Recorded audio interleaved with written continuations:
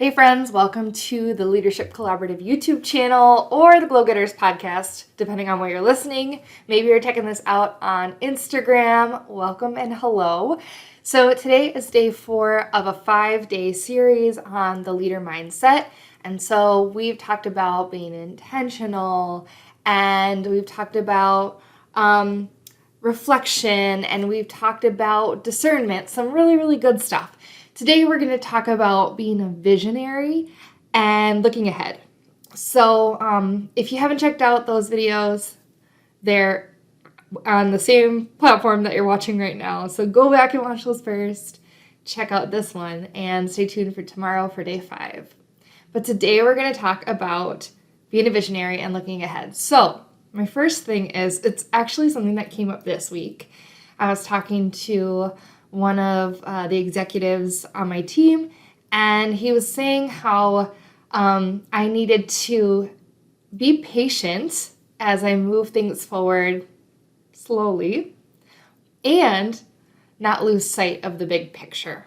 So I think as leaders, this is such a good concept because we're a little bit more removed from the work. We might still be like front line, but we might be maybe a little bit less than everyone else who maybe we lead, right?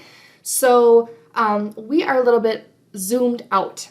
I'm not sure if you know about lean thinking, but there is a diagram out there that looks at like our lean circle of influence. So if you're a frontline worker, what you care about is like hour by hour. And if maybe you're like a lead on that team, maybe you care about like, how's the day going? Sorry about the sound if you end up hearing my husband is vacuuming upstairs. So happy. Thank you. Anyways, if you're a lead on that team, maybe you care about like hour or day to day, like how is the day going? Or as a supervisor, maybe you're thinking about like hourly, but also maybe thinking about daily, but also weekly, like how did the week go? And as a manager, your circle of influence and your scope of work might be that you're caring about what's happening weekly, monthly, maybe even semi-annually or yearly. And then as a director, it gets beyond that. It's monthly, semi-annually, yearly, and maybe even 5 years, right? And VP and up, it's definitely like that long-term strategy goal, right? So as a leader, we all have different spheres of influence and what we care about in our day-to-day work. And that's awesome because that allows you to zoom out and see the big picture. And what that means is you can aspire and dream and think of like the what ifs. What's possible?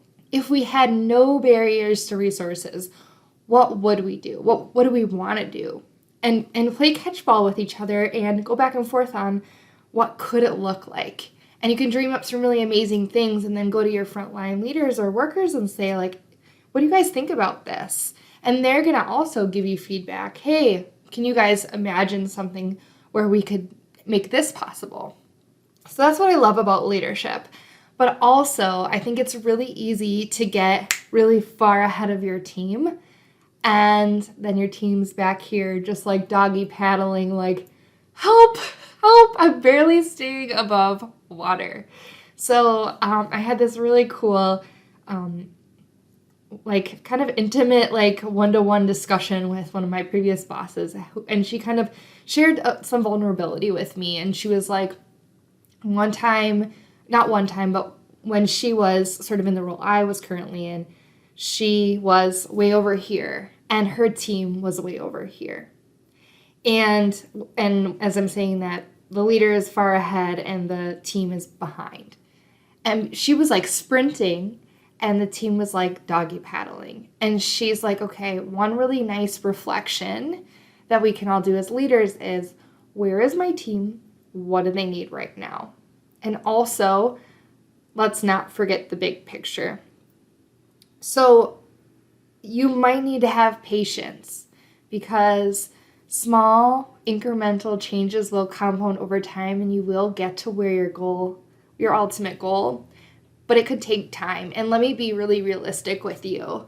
It could take years. So that might be shocking to some of you. I know it definitely was to me. When I first came into this leadership role, I was like, all right, I got 5,000 ideas. I'm going to do them all this year.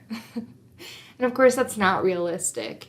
So really focusing on one project or a couple projects that's going to give you the highest return of your investment. So one thing that you can do as a leader is, I love making this chart. It's basically like a graph, and you put in sort of your return, or I guess like the benefits, and then on the other axis you put your effort. And so essentially it's okay, and resources, right? So a lot of resources and that take a lot of effort for a low return on investment, that's not going to really help you in the long run. That's a bad decision. But if you have a lot of projects and you have to choose and prioritize, as a leader, you're going to be thinking about the long-term vision, but also what do my staff need today? So what project would take the least amount of resources but give you the highest return or benefit and help people today and help us get to where we want to go? That's how you want to think as a leader. And of course, a lot of other things you want to think about: timing, politics, and all those things are related to like capital funding, what's going on in the climate of your workplace. Are we in the middle of a pandemic? Do we have like certain resources available, or do you know of any other like competing strategic projects right now? So there's a lot to think about, but really your job is to focus on the big picture, know what it is, keep it in mind, but also be with your teams, know what they need right now, and be okay with little like incremental steps that will get you to where you want to go, and then help prioritize. You can use that grid to really make those tough decisions. And you can say to your team, we can't do everything this year, but you know what? If we tackle this one really awesome project, it's going to help you so much. And they're going to tell you, yes, that's going to help us so much. And you'll have their buy-in, and they'll also be able to be patient. Okay, we can wait for these other solutions. We can wait. Yes, one thing at a time. All right, guys, I hope that helps you. I just feel like this is something I think about all the time. It's a really good topic. So if you have examples of how you manage priorities or think about leadership as being the visionary, but also sort of, looking ahead and keeping perspective for your team, I would love to hear them in the comments of this video, or send me a message on Instagram at Fahey-Ahrndt. Okay, I will talk to you soon. Remember to stick around for day 5. Bye.